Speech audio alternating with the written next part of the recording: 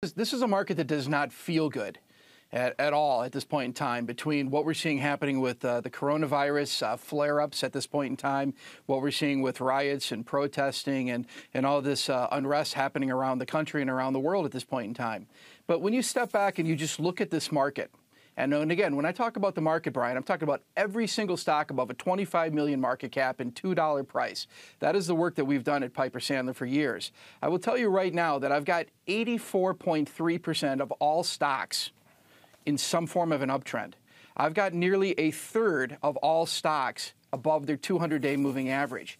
The internals of this market are getting better.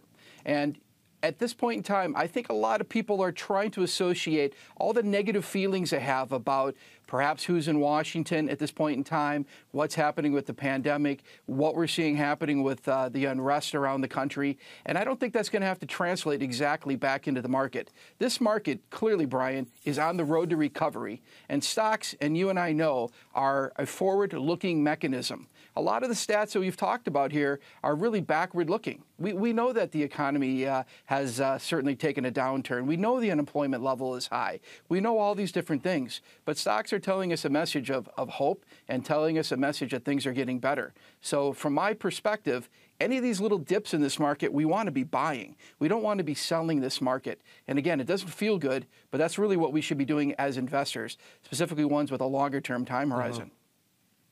I just wonder if stocks have anything to do with the economy at all, Craig. Well, right now, this market is clearly being underpinned at this point in time by the unprecedented stimulus, not only from Washington, but also certainly by the central banks. Brian, you and I know the first rule of investing is don't fight the Fed. And at this point in time, the Fed is doing a very solid job of continuing to keep credit flowing, keeping things working. And I think a lot of investors have sort of forgot about this. I mean, they've got more money than all of us out there at this point in time, and they are determined to continue to see that this economy is going to recover and is going to continue to improve. And that's not something I'm willing to do. I'm not willing to bet against the Fed at this point in time, and also the senators and representatives in Washington who are planning on putting another stimulus package through. And Brian, let me also add to this. We're going to get positive data points on some of these vaccines coming up. I wouldn't be surprised in the next 2 to 3 weeks you hear some further positive updates. And when that happens, the sell-off you've been seeing in these airlines, they're going to reverse very quickly. Cruise lines reverse very quickly. I think we're going to get more positive data points coming up than negative at this point in time. And by the way, for the fundamentalists, Brian, earnings have bottomed and are now starting to improve. We're on the road to recovery. Things are getting better.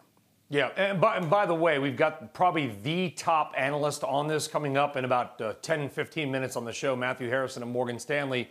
He's doing amazing work on this, and he'll tell us exactly what's going on right now. And he will, I called him yesterday, he will echo what you're saying as well, because just by the basis of math, numbers, unfortunately, will only ever go up. Not minimizing it in any possible way, but 2% of a million is bigger than 2% of 100,000, Craig. Still, let's move on from the virus, talk about the technicals of the market.